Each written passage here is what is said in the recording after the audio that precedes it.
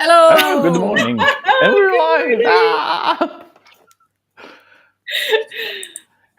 Happy Merry Christmas to you all. How do you say it? Merry Christmas. Merry Christmas. Merry Thank you. Merry Christmas. Christmas. Merry Christmas. It's not technically Christmas where I am, but it's okay. Boxing Day. Whatever. What- It's Well, why not is it even a. called Boxing Day? Is anybody boxing during the day?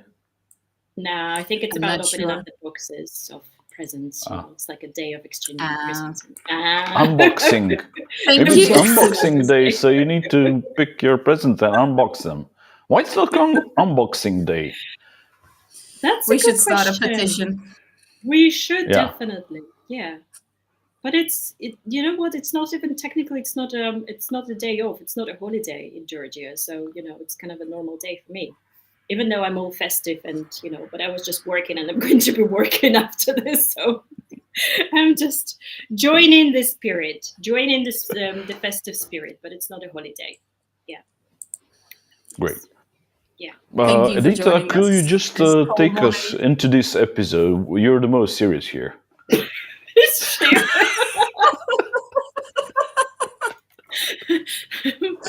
Thank you, Darko. Okay. I feel so serious right now.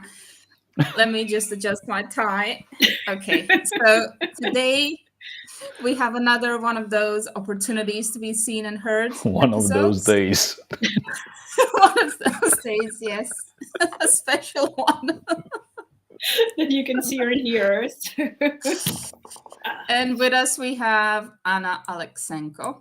And the reason she's here is because she's being seen and heard in Yay! very creative ways. Oh my. As you can see, I mean, the outfit is there.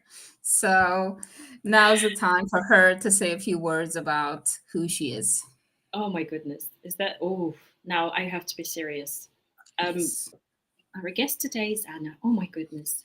Oh, Nina is here. You can see that everyone, it doesn't stick. My name is Anna. For the last 10 years, I have been working with international professionals whose first language is not English, but they have to work in an English-speaking teams, or they have a boss who is British or American, and they have to communicate with them. So the main problem for these people is that they kind of feel that they are not perceived intelligent when they talk to their colleagues, and they have this massive vulnerability, like, I'm not as intelligent as I am in my native language, I cannot express myself in English. So it's like, help, how are we supposed to work in another language if we are seen as someone less intelligent? So that's like the biggest fear that people have, is that they are perceived somehow less smart, less professional, less expert when they speak another language. I don't know. Have you ever felt this? Darko, have you ever felt that you're less of a professional if you speak English? Well, I cannot find all the words that I need, so Okay. looking at it, how I am visually looking today, I might feel a bit unprofessional, but it doesn't matter. So at least I try to find the words. So okay, you just slipped my mind again. So yeah, a bit stupid and unprofessional. There is always that thought behind all of this. I know. That's and what is your, like, what do you do to help you with these thoughts, with this blocking feeling, like, they are going to perceive me as an idiot even though I'm a well-known photographer in my country, in my native language? You do nothing. I don't care. I love it. Who cares? Who Think what you cares? want about me. Did you have similar problems?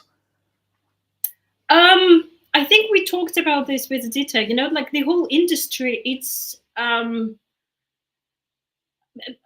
think being a non-native teacher in the industry that favors only native teachers. That growing up as a professional, I always had this. Like, my first ever job was at the school, and I remember that we had one native teacher who was not even native; he was from Nigeria.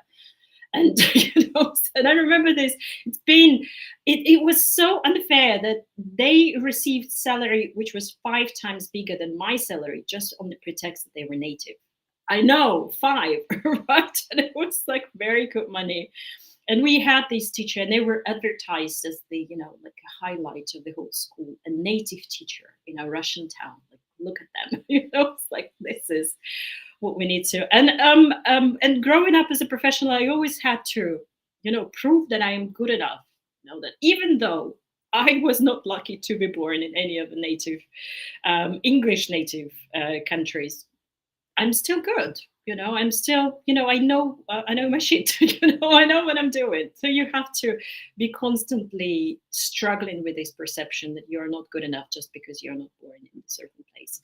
I don't know. Adita, what's your experience? Have you ever felt discriminated against in the industry, being non-native? I hate this word. I know you hate it too. Yeah, the new word is international, but it's still, the native word is so frequently used in our industry that it's very hard to get rid of it. I've actually been What is the new presented word? to my students as a native. International. So these are international and non-international speakers? That's how you call it this time? Of English. Yeah. Of English. Non-international English speaker. Okay. You learn something new every day. You do. I think it's kind of put them in the position of being called non-something, so that they are lacking something. They are lacking internationality in this regard. Ooh, okay. Sorry, Tita, we interrupted you. Your story. It was not me. It was Darko. No. My internet, I'm not sure about the speed, so I'm trying to catch up with the gremlins in the background. So I excuse myself for a second. No worries. I had an experience where in the Czech Republic, all teachers who were non-Czech were called native teachers because it helped their marketing. And I only understood that after several lessons where I would walk into the room, say hi to my new students and say, oh yeah, I'm from Croatia. And they would go, what? And then I would have to deal with a room of very disappointed students for a lesson or two until they realized, oh, she's a teacher. That's I don't know how to limit these beliefs about someone who is non-native is certainly not going to be a very good teacher. I think a lot of schools do this. Certainly, well, in my experience, I work a lot with Spanish-speaking professionals, and they also call somebody who is non-Spanish, they would call him a native, him or her a native. So it's like, whoever you are, if you're not Spanish, if your first language is not Spanish, you're already a native to us. So they are very strict. Like they want a teacher whose first language is not Spanish. They have this strong belief that if your first language is Spanish, you are not going to be a good teacher, which is, again, very strange to us. But I guess we all have our biases and stereotypes growing up. That's a really interesting thing to know. So wherever you are as an expat, you will be native English speaker. No, what non-international English speaker? Or however you see it.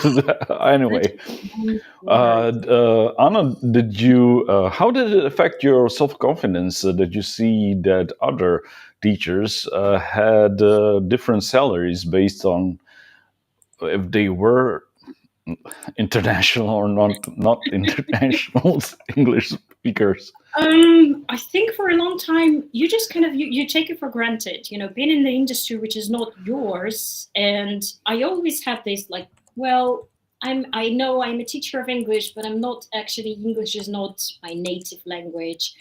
And you kind of, well, you take it for granted. But when you grow in expertise, when you become a sort of who you are nowadays. My internet is awful. Okay. To send us messages. But I think I came to realize how unfair the situation is. Only when I started looking around and started realizing that the industry is just basically very unfair and very discriminating towards the others. And it's so frustrating. It's so frustrating seeing people that they cannot get into the industry on the pretext that they are not, that they are not born in England and they are not born in America. And I have been, for a long time, I have been fighting with this discrimination, these stereotypes. And still, I think we need to call people out if you see this job advert asking for a teacher, which is like strictly native teacher. I think it's like pure discrimination and shouldn't be allowed nowadays. Did it change in the I've seen meantime, worse or ones. it's still like that? Sorry. Oh, sorry. I was saying that I saw worse ones. Yes, a worse one. What did you see? Only white teachers may apply. Oh my God. I've seen ads like that. Yes. Wow. Only white, only native, I remember only. when I was applying for Vietnamese position for Isaac for a global organization. So I had to report like 5 or 6 of those. Only white as well, who represents the ideal English. Obviously, there is a color of the skin of an ideal English. Oh my goodness, that's so seriously messed up. When you think about this, when you look into the industry. But I don't know, Darko, do you have any stereotypes in your industry? That would be interesting to know. I'd say this is the weirdest one I've heard. So no, nothing near that. I must say, this is why only. It doesn't matter, does it? It doesn't. No. In photography industry, no, there are really not such stereotypes. I wouldn't say so. So, not really. No. Okay. Okay. I'm sure there are, but you just, maybe I've just never encountered them. I just ignore them, like everything else. So, ignore them.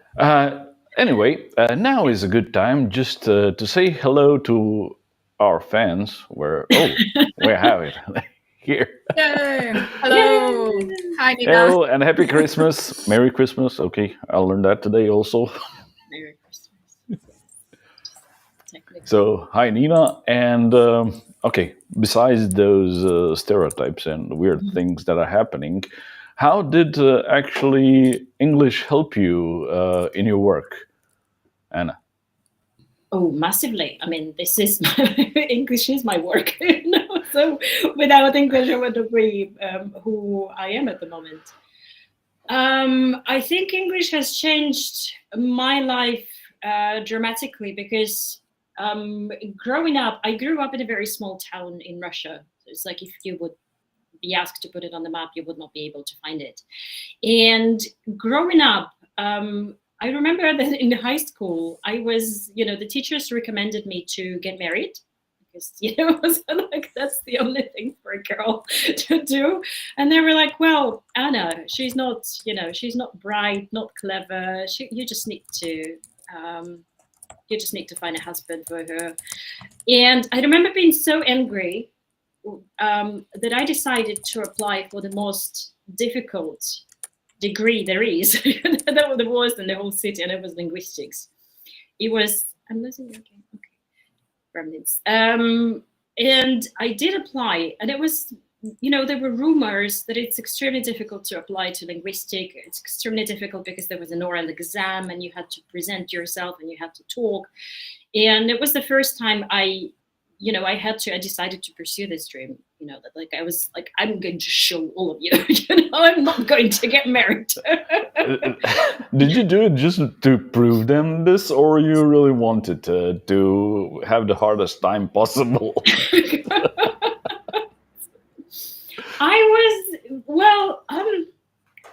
I think growing up, English was one of the subjects that I really enjoyed. I was a sort of, I enjoyed reading and learning languages, and I was just by elimination, I was not very good at physics and math and I was like, the only thing that they told me that you should probably go and do something with languages in it. But my mom wanted me to study culture or religion because she thought that this is, like I'm good at talking about things, but not actually doing anything.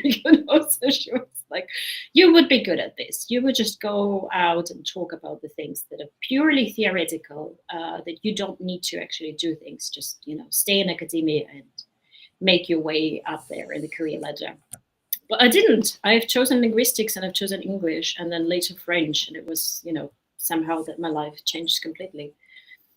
Yeah, that's a good story. I still remember this, I didn't get married at the end, unfortunately. You're not that old. You can still remember. It's okay. Okay, but in regards to being more visible and heard internationally, how did that help you with English, or now that I heard with French? Which one is better? Ooh. Ooh, tricky one. Ooh.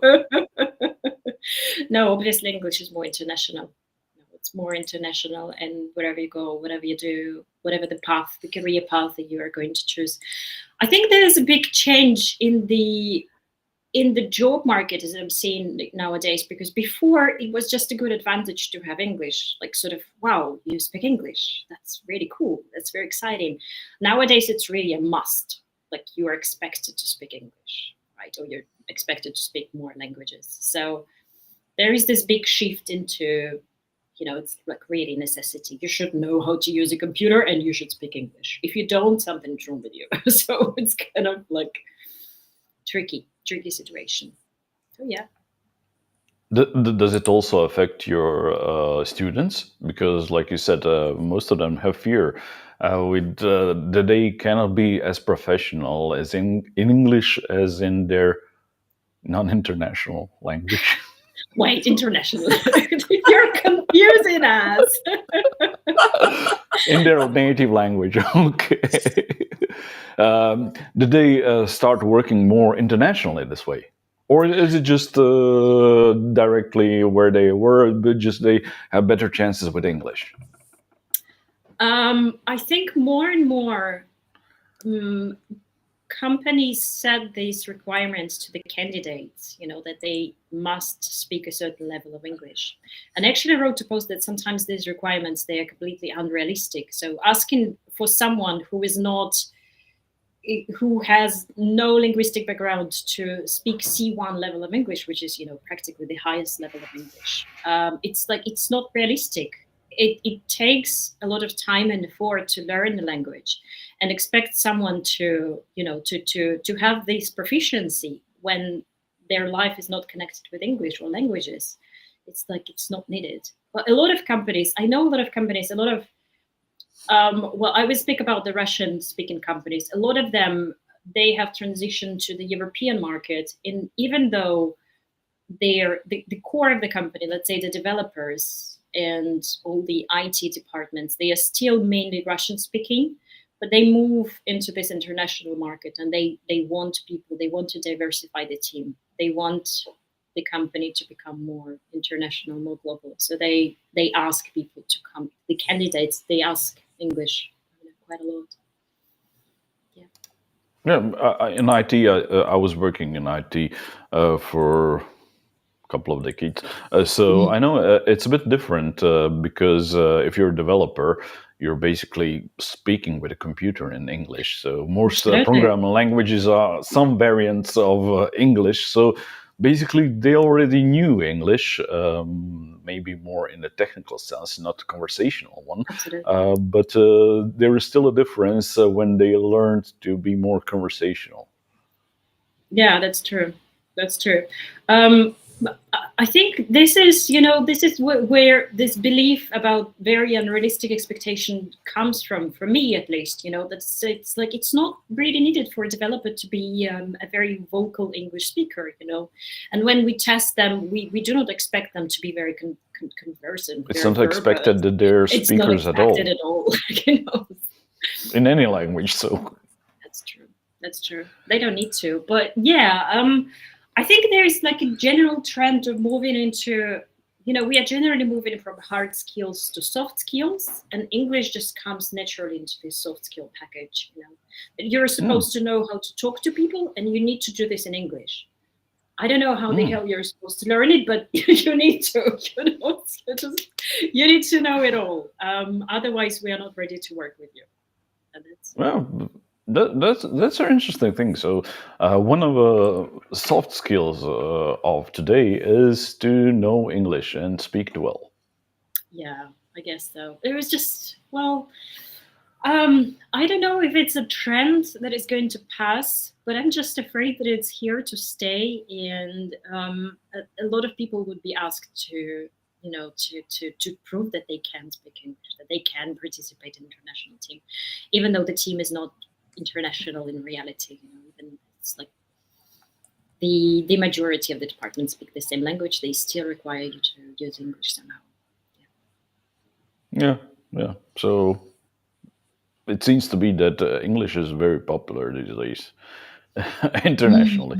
Yeah. But what one of the additional soft skill of Mhm. today is also video, and from what I see, you use it very extensively on social networks, but also, I presume, in teaching.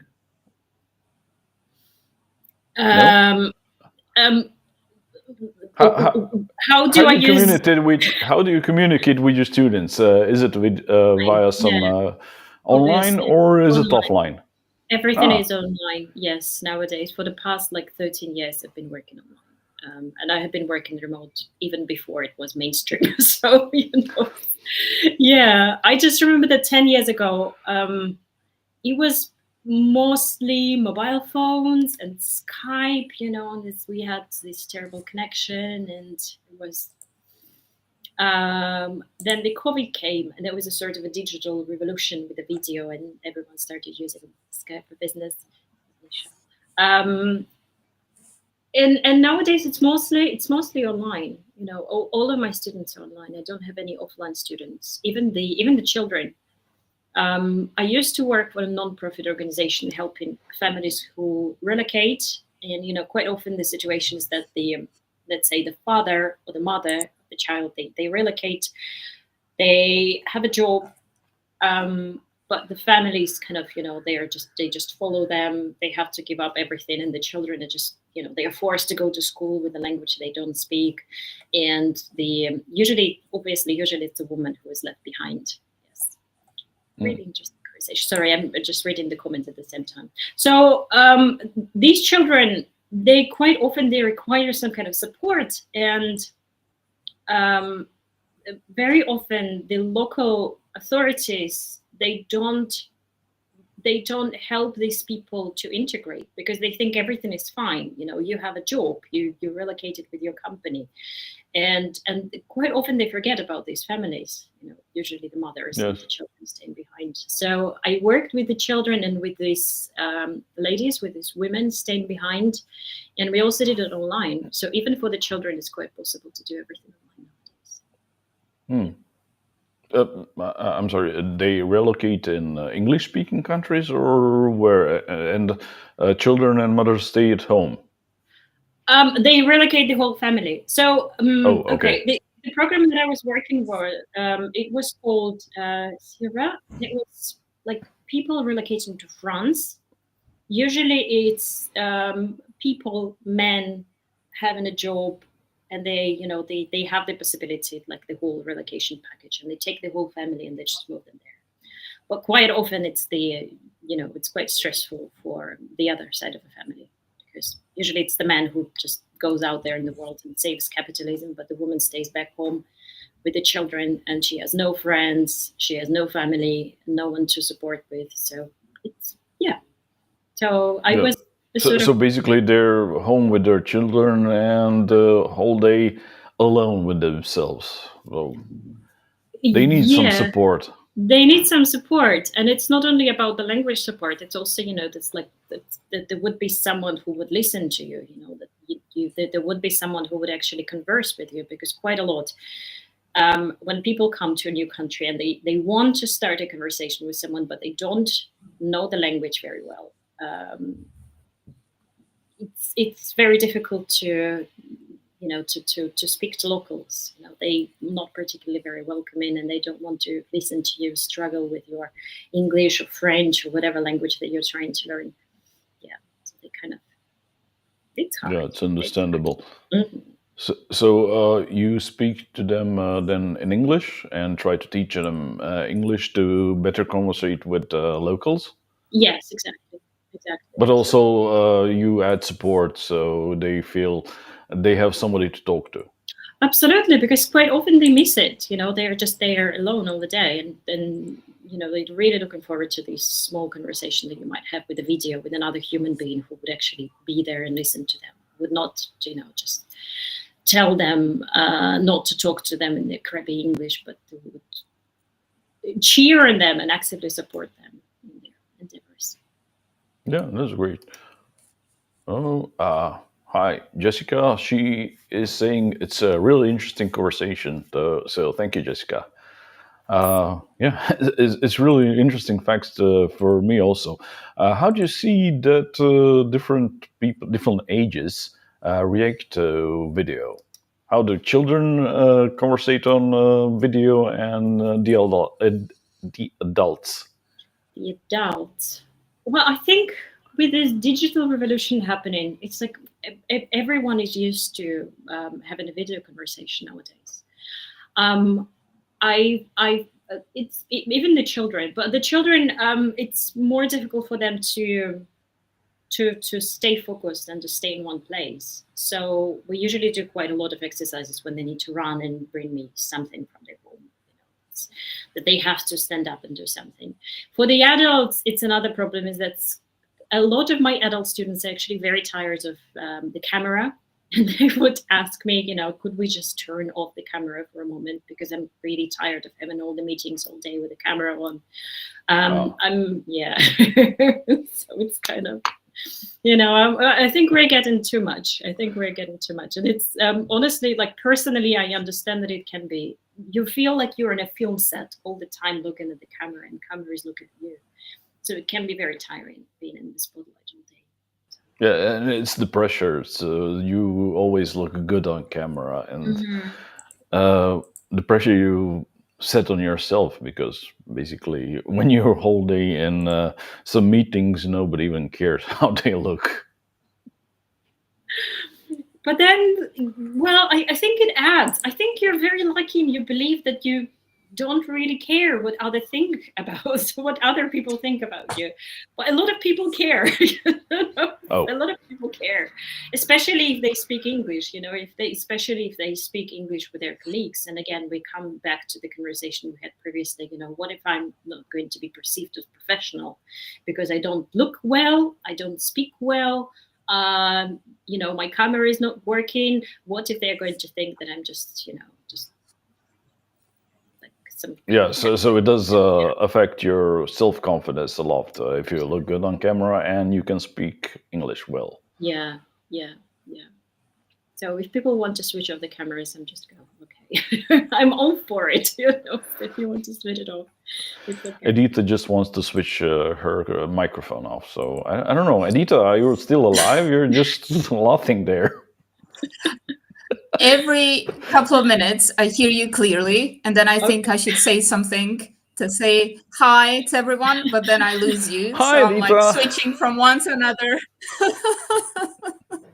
The little gremlins here on my left and right side messing with my connection. So to everyone watching, if you're confused about my confused face, this is what is happening right now. It's the best thing about online meetings. It's the connection issues. They're lovely. We can But when I hear you, we're having clearly, a very so interesting conversation. Don't confuse her even further, Darko. You're going to ask her questions, and she's not going to be able to respond. She just told you how it affects her self-confidence, and you just go, okay. So how do you feel now? Can you hear us now? Now I can hear you. So I'm going to ask Darko if he gets tired of video, I'm curious. Do you get the Uh, fatigue from video calls?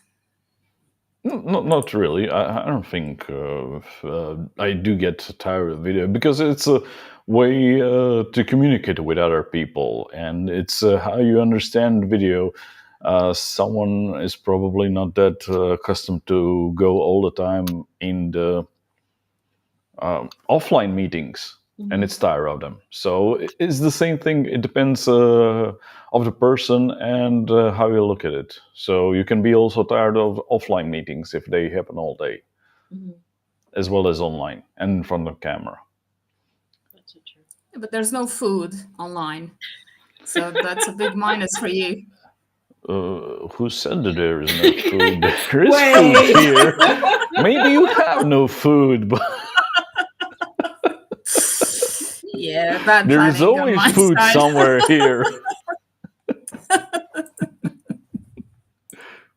Yeah, but it's quite different to go out for a lunch with people and lunch meeting or Mhm. lunch just eat. You Mhm. don't even have to talk.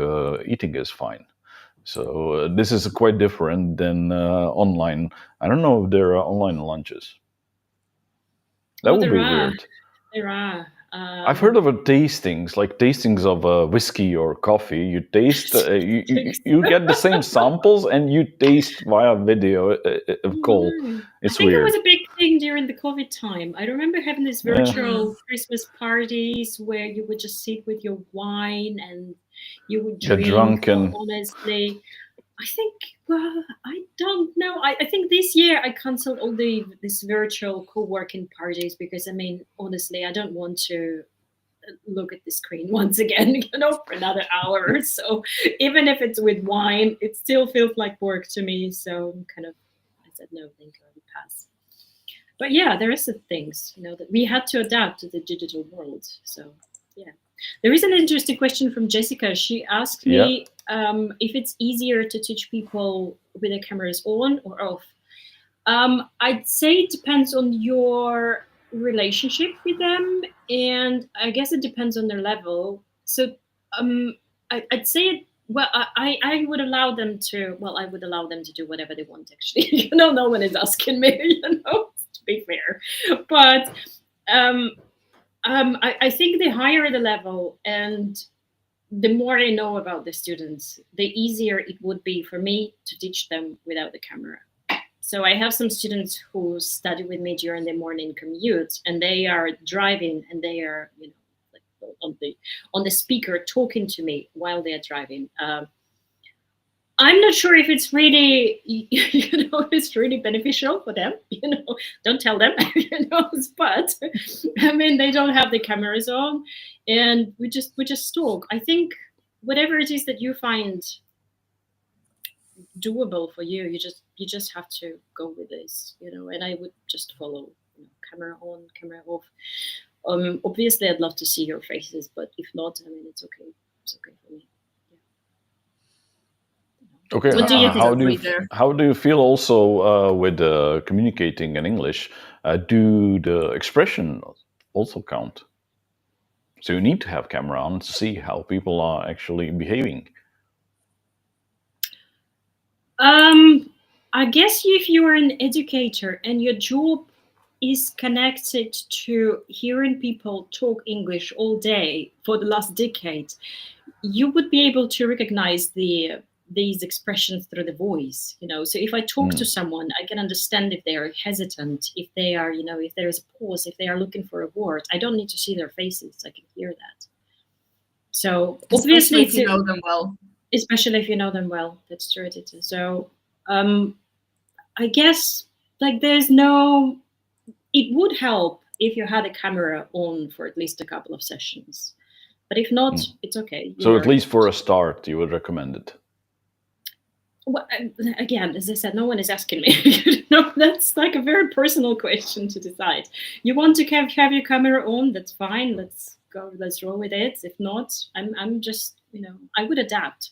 I would adapt. That's a normal process. I don't know, I have to Vedita, say, what do you think? I insist on having camera on. But of course, sometimes, the connection is bad, you have a problem with your camera, it's not always possible, and then you adapt. But for my students, it's normally necessary to practice that visibility. So it's kind of one in one. You have to show up in a way. She's Because if you strict, isn't hide she? behind the camera, you're going to hide with people when you communicate with them. So I'm not helping you if I allow you to hide in a way. Okay, so you insist on cameras. Another thing that's like, sometimes people work, they are in the office during our conversation, and then I understand that sometimes it's, oh, she disappeared. Goodness gracious, I was just answering your question. No, Okay. go on. No, I was Oh, just saying she's that back. sometimes he's back. He's back. It's okay. Sometimes people are working, so they have these English classes during the working hours, and sometimes it's not an option for them to turn on the camera, and it's completely fine. And as Nina says here, that's it's actually very beneficial for them to train their listening, so they don't even see me; they can just hear me. It's more difficult, and you have to be very focused on the conversation. You have to be there all the time. So. Yeah, it's a bit different if you focus too much on the camera. So yeah, you lose that focus on how you pronounce things. You forget words, so it's a bit more difficult. Like you said, also when you're driving, speaking in non-native language is also a bit more difficult. True. Okay. I did send in his message. I can hear it. Even I didn't type in thing. Yes. Yes, it was a great conversation. Yes. Okay, we see private messages from Edita who says that she sees it's a great conversation for now, but she didn't hear much. I'm sorry. I didn't hear much of the last couple of minutes, so if my reactions are very blank, I apologize. Now I can hear No you, so problem. we can carry on. I saw the comment from Nina that she works primarily with the sound. I find that very interesting, but without cameras, okay. I work with entrepreneurs who need to show up. So for me, it's quite an important part of the learning process in a way. No, I guess it really depends. It's such a personal question to turn the camera on or off. Yeah, there are no right answers there. It depends on the context, definitely. And all the different ways that English is being used. We talked about some, but there are many, many different ways of using an international language. As international speakers, international language. Yeah. Anna, how do you feel being in front of camera? I see you shoot a lot of videos. I think at the beginning of this, all right. So let me tell you a story. So how everything came down to social media and things. In July this summer, we had a chat with my psychologist, and I was complaining, as I usually do, about my salary, and my work and everything, as I usually do. And she was like, maybe "Why?" it's the wrong person to talk to about that. No. Why? That's a good observation. But I was just, as usual, I was complaining, and I was feeling a bit stuck in a bit of a comfort zone that I have created for myself. And she introduced this idea of, stepping out of this comfort zone and getting myself on social media. I was not on any social media before, not as a person, and not as a professional, like nothing. And I started doing LinkedIn and LinkedIn videos as well. And for me, it was a very big step into this vulnerability of getting yourself out there, snapping pictures of yourself, telling your personal story. And I guess it's something that you have to go through, and it gets easier and easier every time you get yourself in front of the camera. So in the beginning, it was very difficult. I am not the kind of person who is just, easily loves seeing myself on the screen. I don't love seeing myself in the pictures, especially if they were taken by other people. They're never good. If other people take pictures of me, I don't love seeing myself in the videos. But I had to. It was like a very therapeutical way of. But your videos are great. I don't see what you don't like about them. So. No, but what I mean is that it was this. It was like the greatest vulnerability of putting yourself out there. And I totally understand people who said, like, I'm not going to do the videos, I'm not going to put the pictures, I'd rather use a picture from AI to put to accompany my post. I don't want to see my selfies out there, I don't want to see my face out there. So it's kind of it's hard, but I understood that I had to, if I want to see the results, if I want to really get out of my comfort zone and just be there, I had to put myself out there. So that's what I'm doing. Yeah. Okay. And do you see any results now that you're doing it? I think the biggest benefit of LinkedIn, that I was able to create this little community of people as yourself and Edita, it's like meeting people. Primarily that was, the moment I shifted my goal from just simply acquiring clients, paying clients, like getting a new student every week. From these to creating the community, it really started, like everything made sense. When you try to create this community, instead of just focusing on selling your services and getting more clients, everything makes sense. And that's how I like it. And then the community would bring people to you. There are really people who come up to me and tell me, well, I've heard about you from this person or that person, and they really recommended you.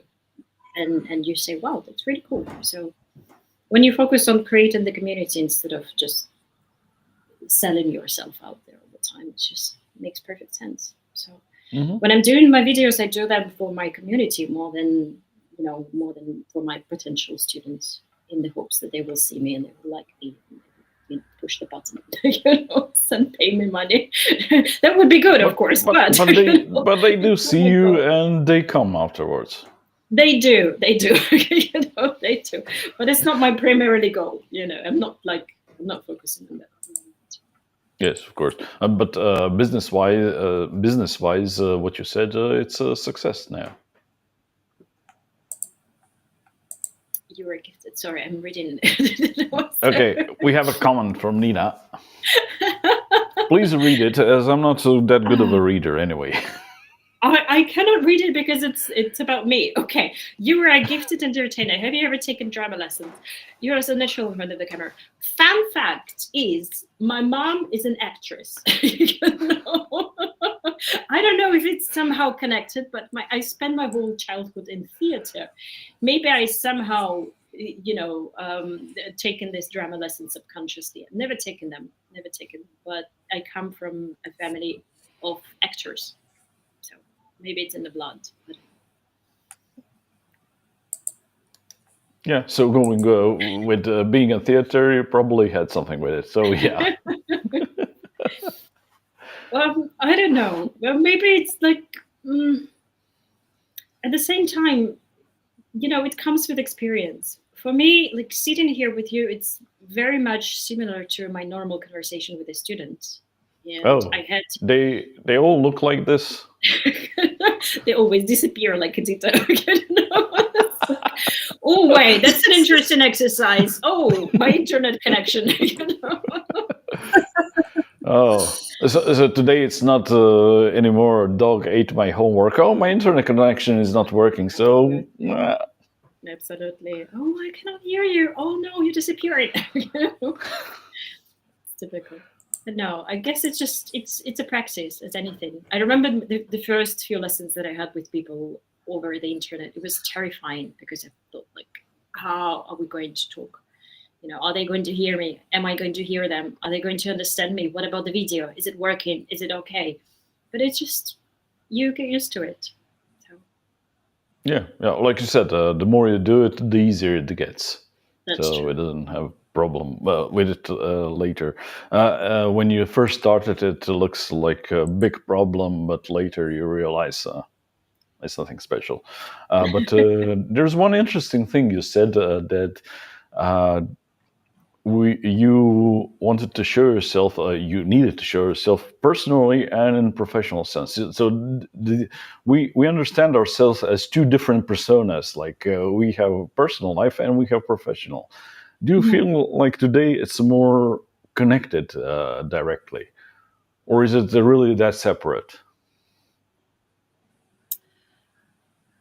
I think, well, it's not really separate because like you are the only one person. But let me give you an example. I work for a British company, and when I'm at work, I usually present myself as international communicator. It's like as an international trainer who works with international teams and blah blah blah blah blah blah blah. When I'm on LinkedIn, my clients, my ideal clients are Russian speaking students, and I usually tell them, hey, look, I am the same. I know what it feels like to be an outsider. I don't talk about being international and being the part of international team and everything. I say, hey, I know what it feels like to have a Russian passport. I know what it feels like to have an accent. I know what it feels like, like I am one of your, so I think it's kind of, Do you adapt then when you speak with them? Have a bit more Russian accent? no, I don't. No, there's no need for this, but I kind of, I let them feel that I understand, and I think it's really important to let people know that you understand their struggles. So I think this is the greatest sort of thing that you can have as a non-native speaker is that you know how to learn a language and you know how to be an outsider. It's like you have gone through the same struggles as they are currently doing, and you learned the language somehow. So you could show them that yes, it's possible. Yes, and I can show you exactly how I did it, and I will teach you how to do that. So, so coming back to your You're question again, adaptable. yes, exactly. It's like it's a different context, So you can present yourself as a very different persona and professional. It's like depends on the context where you're presenting yourself. I can say from my perspective, well, I can still hear you, is that She's my alive. students normally want this combination of both the professional and the personal persona, because like you said, like they're in your position, my position, and Darko's, where as entrepreneurs they need to be authentic in a way but still professional. So find that sort of bridge where they find their ground and their voice in a different language. Yeah, And adapt to it's a exactly situation like Nina where said. the connection So, is bad. so basically, it's like Nina said. We live and breathe our work, so it's really impossible to separate ourselves from our work.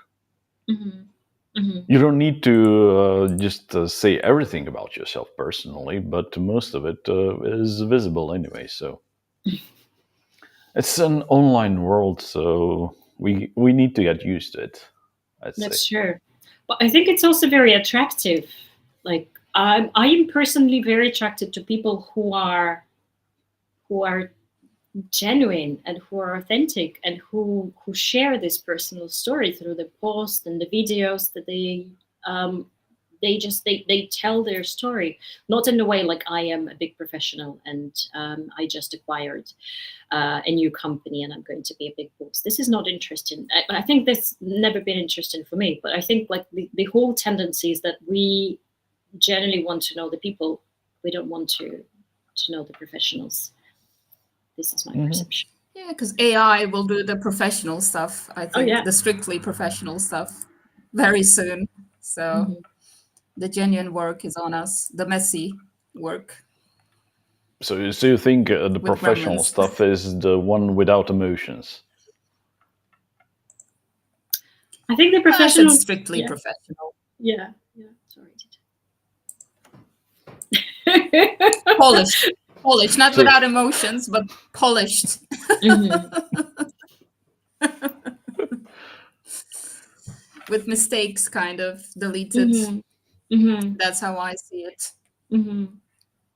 Yeah, and that's how AI actually looks today, be it in text or in generated images or even generated videos. It's so polished and without any mistakes that it's just boring.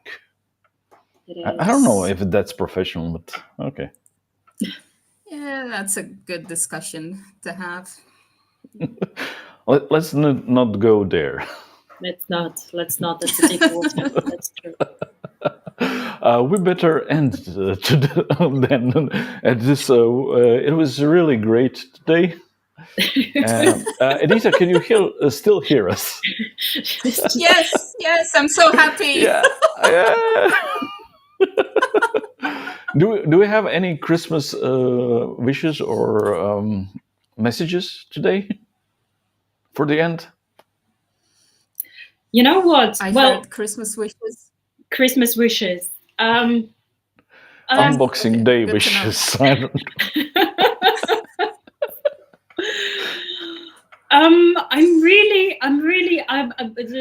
there is a post that I'm writing, and it's going to be a very personal story. But I do hope that all the people who are feeling a little bit down during the holidays, who are feeling like, the whole world is enjoying and having a laugh and is surrounded by the family and the food. It's not. Exactly. If you're feeling alone, you're not alone. If you are feeling down, you're not alone. It's like this is a very difficult time for a lot of people. And the people that I mentioned previously, the families who have been relocated, the families who live very far away from their tradition, from their homes, from their families. I know that it can be a very difficult time, and I just hope that everyone would just, embrace it, or whatever it is. It's okay to be sad. It's okay to have this nagging feeling in your body that you're kind of missing something. You don't need to pretend to enjoy everything. You don't need to pretend to be joyous. If you do, I mean, it's fine. But if you don't, it's okay. It's okay. I'm kind of feeling, a little emotional today as we arrive into the new year. Yeah. Don't be scared. Don't be scared to be feeling down. It's completely normal. Whatever you feel is valid, and you're valid, and you're good enough, whether you speak English or you don't, whether you look good on camera or you don't, you are enough. Truly. Thank you, Anna. These are such great thoughts. I have nothing to add to this. Maybe you don't need to be sad if you don't like to be eating too much. It's okay to eat too much these days. It's okay. Exactly. It's Everything okay. is okay. Whatever you do, it's okay. You do you. Exactly. You do. Yeah. And thank you, Nina, for spending your unboxing day. With us. Unboxing day morning. And all the best to all of you in 224. Do we have any shows, Edita, in 224? I heard number of shows or something. I don't know. Next. Don't confuse her, Darko. Please. No, okay. I don't know if we will not have any live shows this year. We all wish you also happy new 2025. Yes. I guess the next show you're going to have in the next Happy New Year. Happy. Take care. Bye. I think indeed is the start of the day.